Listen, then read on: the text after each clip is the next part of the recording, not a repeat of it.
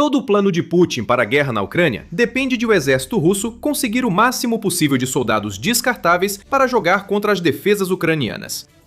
Esse é o jeito russo. Mas o plano de Putin está com problemas. A Rússia está à beira de um colapso total do exército. A maior deserção de tropas da história moderna está em andamento, com 50 mil fugindo. Mas essa não é toda a história. Não é só que os russos estão fugindo. Eles preferem ir direto para a prisão do que para a guerra, desertando em massa para mostrar a Putin que a guerra dele é a última coisa que eles querem. Os números de deserção russos impressionam. Em setembro de 2025, o Novaya Gazeta noticiou descobertas de um relatório das Nações Unidas que sugeria que mais de 50 mil soldados russos haviam desertado do exército desde o início da invasão de Putin. Na época, esse número representava cerca de 10% do total de tropas que a Rússia havia enviado para a Ucrânia. 16 mil desses soldados haviam sido capturados e presos pelo crime, mas 50 mil deserções eram apenas um indício do que estava por vir. No mesmo mês, a mídia United 24 divulgou outro número. O veículo afirmou que as deserções já passavam de 50 mil. Só em 2025, cerca de 70 mil soldados russos eram esperados para abandonar seus postos e tentar a sorte tanto na natureza infestada de drones da Ucrânia quanto nos gulags russos. Um estudo sobre a 30ª Brigada de Fuzileiros Motorizados da Rússia revelou uma divisão interessante. Dos que fugiram, 73,6% eram soldados contratados, enquanto 22,1% eram prisioneiros que o Kremlin havia tirado da prisão para servir na linha de frente. Ou seja, os prisioneiros preferiam arriscar-se a voltar de onde vieram do que ficar na Ucrânia. Quanto aos soldados contratados, nem mesmo os pagamentos generosos oferecidos pela Rússia foram suficientes para convencê-los a permanecer no inferno que a Ucrânia criou para a Rússia. Aqui as coisas ficam realmente sérias para a Rússia. Até agora, falamos apenas de soldados russos que fugiram após serem recrutados. Ao ampliar o foco para russos que fugiram ou tentaram fugir, os números ficam ainda mais impressionantes. Em entrevista ao Kiev Post, o ativista russo e desertor Daniel Shebikin destacou o grande problema que Putin enfrenta internamente e no campo de batalha. O número exato de desertores é incerto, mas as estimativas vão de 300 mil a 800 mil pessoas. Alguns indivíduos desertaram várias vezes após serem capturados e devolvidos ao serviço militar, o que, segundo Shebikin, complica as estatísticas. Lembre-se que desertores russos são enviados de volta à linha de frente. Falarei disso em breve. Shebikin diz que muitos desertores se dividem em duas categorias. Alguns são soldados contratados e voluntários que acreditaram na propaganda do Kremlin sobre a Ucrânia, mas mudaram de ideia ao chegar ao país. Outros são recrutas, jovens soldados que nunca deveriam ter se encontrado na Ucrânia, mas foram enviados para lá mesmo assim como parte de um sistema de mobilização discreta que a Rússia criou. Os incentivos financeiros, antes principais para o recrutamento russo, já não têm tanta força. Vários anos de inflação intensa na Rússia fizeram com que os enormes bônus de assinatura oferecidos tivessem seu valor severamente reduzido. Não há mais motivo para um russo lutar por Putin. Muitos preferem cumprir pena na prisão a serem enviados à linha de frente para evitar uma batalha indesejada. Shebikin faz um paralelo entre o que estamos vendo agora e a situação de deserção na Rússia durante a Primeira Guerra Mundial. O paralelo histórico mais próximo para mim é a Primeira Guerra Mundial. Com o conflito prolongado, cada vez mais soldados russos perceberam que morriam por objetivos alheios aos seus interesses e várias unidades desertaram. A estrutura militar entrou em colapso, e isso contribuiu para os eventos revolucionários de 1917, afirma Shebikin ao Kiev Post. A Biblioteca Memorial Marx confirma isso, destacando a ofensiva russa de julho como especialmente catastrófica na Primeira Guerra Mundial. A biblioteca provavelmente se refere à ofensiva Brusilov, de 4 de junho a 10 de agosto de 1916. A Rússia perdeu entre 500 mil e 1 milhão de pessoas, entre mortos, feridos e capturados nesses 3 meses, e a queda de moral fez soldados recusarem ir à linha de frente ou até desertarem de suas unidades. Isso soa estranhamente familiar ao que está acontecendo na Ucrânia neste momento. Os números podem ter sido maiores nessa ofensiva da Primeira Guerra Mundial, mas o restante é praticamente igual. A Rússia ataca a Ucrânia e já ultrapassou 1.370.000 baixas desde a invasão de Putin, número que continua crescendo. Se a Rússia enfrentasse hoje as forças da Europa Central como na Primeira Guerra Mundial, os números seriam bem maiores. Mas embora a escala da batalha na Ucrânia possa ser menor, os paralelos existem. Os ataques da Rússia estão fracassando, o moral despencou. E assim como os desertores e os que se recusavam a lutar em 1916, dezenas de milhares de soldados russos estão procurando uma saída. Alguns acharam uma forma única de escapar. Trocam o inferno dos drones da Ucrânia por sentenças em algumas das prisões mais brutais do mundo.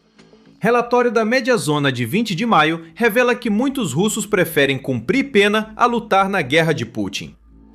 Essa é a única forma desses soldados resistirem a um sistema russo opressor que parece feito para forçá-los a morrer na linha de frente. Esse sistema oferece aos soldados recrutados pelo Kremlin 3 formas de deixar o exército. A primeira é por morte ou doença comprovada que o impossibilite de lutar. A segunda é completar 65 anos. E a terceira, uma pena de prisão. A primeira e a segunda quase nunca se aplicam ou são inviáveis na prática. A Rússia tem enviado esquadrões de soldados doentes, incluindo aqueles com hepatite e HIV, para a Ucrânia desde pelo menos setembro de 2025, conforme relata o Telegraph.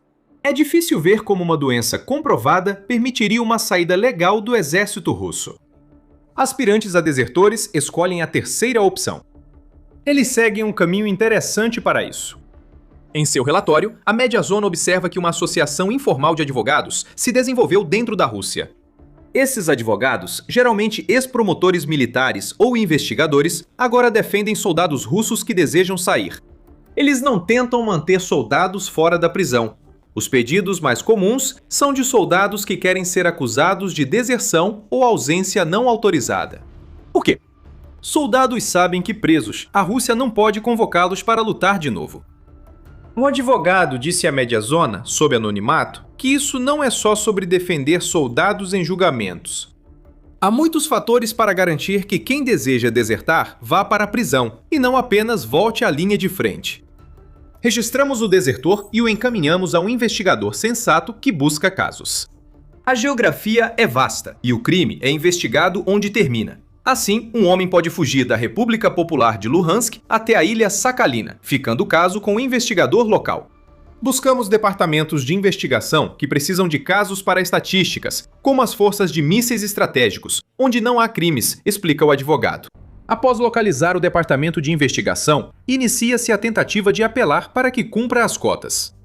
O advogado pressionará para que o soldado desertor seja julgado no local indicado, enquanto o departamento tentará retirá-lo da linha de frente para aumentar as condenações criminais. É uma estranha dança de deserção em toda a Rússia, mas às vezes funciona. A tática depende de encontrar um investigador com interesse pessoal no caso. Isso não é conhecer o soldado julgado, mas sim o investigador buscando benefício próprio. Altos índices de resolução de casos geram aumentos salariais ou promoções. Então, o que estamos vendo aqui é uma forma interessante de corrupção, onde tanto o desertor quanto o promotor conseguem o que querem. Advogados de defesa acham soldados que querem ser condenados e promotores assumem esses casos para melhorar seus números. Não sabemos o quanto o Kremlin conhece essa estratégia, mas as forças armadas russas costumam devolver desertores à linha de frente, tornando essa abordagem necessária. Sem essa estratégia, casos criminais contra desertores são bem mais raros do que se imagina. Às vezes, o processo nem chega a ser aberto. O soldado é capturado e devolvido à unidade. Aqueles que são julgados geralmente recebem sentenças suspensas, o que significa que acabam sendo enviados de volta para a linha de frente mais uma vez. Mesmo com colaboração incomum entre defesa e promotoria, só cerca de 20% dos julgamentos levam à prisão de um soldado. O Insider destacou isso em novembro de 2025, observando que a Rússia havia emitido 18 mil condenações contra soldados, embora o número real daqueles que haviam fugido fosse muito maior. Quando os advogados conseguem êxito, as sentenças vão de 5 a 15 anos. Aqui as coisas ficam interessantes. Vemos soldados russos trocando uma brutalidade por outra. Antes de explicarmos, lembre-se, você está assistindo The Military Show. Trazemos o panorama completo, não só as manchetes. Inscreva-se para se manter informado sobre o que acontece na Rússia. As prisões russas não são acolhedoras para criminosos. Programas de reabilitação quase não existem. e os presos sofrem brutalidades raras em outras nações modernas. Tortura e abuso de guardas prisionais são frequentes. Escândalos sobre as condições das prisões russas surgem desde antes da guerra na Ucrânia, apesar de Putin afirmar que o sistema prisional é o melhor do mundo. E Putin fala sério. Ele quer que as prisões da Rússia sejam lugares horríveis e se opôs ativamente a reformas que poderiam trazê-las para padrões modernos. Um relatório de 2019 do Centro de Estudos do Oriente mostrou que a maioria das prisões russas foi construída antes de 1970, algumas ainda da era dos czares. Superlotação e falta de higiene são grandes problemas em um sistema prisional ultrapassado. Se não sofre tortura, o prisioneiro corre o risco de sucumbir às doenças que se espalham nas prisões da Rússia. A AIDS é um grande problema, causando cerca de 1/3 das mortes nas prisões russas, segundo o centro. O ponto é simples: as condições na Ucrânia são tão brutais que soldados russos preferem prisões horríveis a serem enviados à linha de frente. Por quê? Até nessas prisões antigas, um soldado russo tem mais chance de sobreviver do que na Ucrânia. Já mencionamos isso antes ao comparar com a Primeira Guerra Mundial, destacando mais de 1.370.000 baixas russas na guerra de Putin até agora. Esses números só crescem mais rápido desde que a Rússia iniciou a ofensiva de primavera e verão de 2026. A primeira metade dessa ofensiva deixou as forças armadas da Rússia debilitadas. Nos 3 primeiros dias da ofensiva, a Rússia perdeu mais de 5.000 soldados. Isso iniciou uma tendência que seguiu na primavera. Em março e abril, a Rússia perdeu mais de 35.000 soldados após a ofensiva de primavera fracassada. Maio foi só um pouco melhor, pois a Rússia perdeu cerca de 30.000 soldados, revelou o presidente da Ucrânia, Volodymyr Zelensky, em carta aberta a Putin. Levando esses números em consideração, é surpresa para alguém que tantos soldados russos estejam desertando e tentando arranjar um jeito de ir para a prisão? Mas é ainda pior. A Rússia não enfrenta apenas baixas massivas. Isso já é ruim o suficiente, já que a Rússia está perdendo cerca de 5 soldados para cada um que a Ucrânia perde. É o número de soldados russos que estão sendo mortos em combate que realmente colocou fogo no traseiro dos soldados russos que querem desertar. Em sua carta aberta, Zelensky revelou que 63% das baixas russas no campo de batalha são soldados mortos, enquanto os outros 37% são feridos. Essa proporção de mortos para feridos é insana, oposta ao esperado de um exército moderno. Isso também envia um recado aos soldados russos. Na Ucrânia, a chance de morrer é quase o dobro da de sair do país com um ferimento que encerre o serviço militar. Lembra das 3 formas de sair das Forças Armadas Russas que citamos? Uma era doença comprovada, e alguns ferimentos eram tão graves que nem a Rússia mandaria o ferido de volta ao fronte. Quando o número de mortos entre soldados russos na Ucrânia supera o de feridos, quem pensa em desertar nem acredita que um ferimento o levará para casa. Eles têm mais chances de serem mortos. Com a Rússia impondo contratos por tempo indeterminado aos soldados, as rotas de fuga ficaram ainda mais restritas. Os soldados optam pela terceira opção. Em uma prisão russa, apesar da brutalidade, ainda existe chance de sobreviver. Você pode ser torturado ou ter uma doença incurável, mas isso não significa que está morto. É melhor arriscar nos gulags do que nas zonas de morte. Essa é a conclusão de milhares de soldados russos conversando com defensores corruptos e das dezenas de milhares que já estão foragidos. A Rússia enfrenta um problema de deserção. Aqui é onde tudo começa a mudar nas linhas de frente. Para a Rússia, a deserção leva ao desespero. Soldados presos não podem mais lutar. Isso é um problema quando o recrutamento está ruim. A Rússia está tentando de tudo que pode imaginar para fazer as pessoas se alistarem, começando por pagar aos seus soldados mais do que nunca antes. Uma matéria de abril da United 24 Media revelou o dilema de recrutamento da Rússia. No início de 2026, a Rússia estava recrutando cerca de 800 soldados por dia, o que está bem distante dos 1.000 a 1.200 que recrutava durante o primeiro trimestre de 2025. A Rússia diz recrutar cerca de 30.000 soldados por mês, mas isso não compensa as perdas mensais na Ucrânia. Os bônus de assinatura foram aumentados em toda a Rússia para tentar reforçar esses números e superar os problemas relacionados à inflação que mencionamos anteriormente. Mas nada disso está funcionando. Os voluntários não estão se alistando com a mesma regularidade de antes, e isso está agravando o problema de deserção que está abalando as forças armadas da Rússia. Se nem dinheiro resolve, a Rússia terá que buscar outras formas de recrutar para o exército. Os métodos estão cada vez mais desesperados. A Rússia intensifica a mobilização nas áreas ocupadas da Ucrânia para suprir perdas, segundo a Jamestown Foundation. Isso ocorre principalmente em Luhansk e Donetsk, onde estudantes que tinham adiamentos de mobilização agora os veem cancelados. O registro militar virou obrigatório em certas regiões, combatidas e punições, forçando ucranianos em idade de combate a se alistarem no exército russo. Parece um ótimo plano, Putin, recrutar à força ucranianos que te odeiam para lutar. Não há absolutamente nenhuma chance de que essa estratégia leve ao caos dentro das fileiras russas. Falando em estudantes, Putin está de olho em recrutar o maior número possível deles das universidades russas. A ABC News da Austrália informa sobre gravações secretas de acadêmicos e militares tentando recrutar estudantes, e que muitas instituições de ensino russas têm cotas secretas para forçar jovens a entrarem no exército. Às vezes, universidades usam diplomas garantidos como isca para atrair estudantes. Aliste-se para lutar e seu diploma o aguardará na volta. Se você voltar, isso sim. Pelo que parece, o Kremlin tem uma cota de 2% dos estudantes do sexo masculino para serem recrutados, e aqueles que se alistam têm as mensalidades pagas e as notas ruins apagadas do histórico.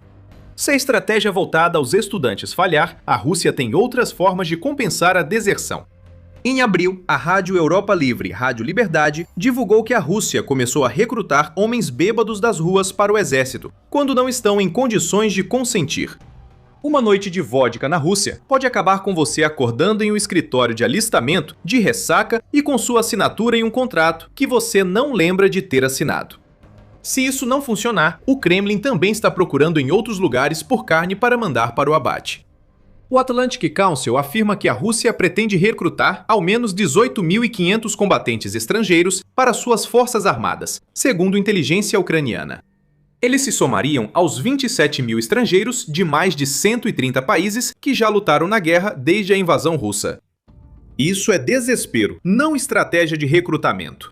Putin prejudica a próxima geração russa ao buscar combatentes estrangeiros e bêbados.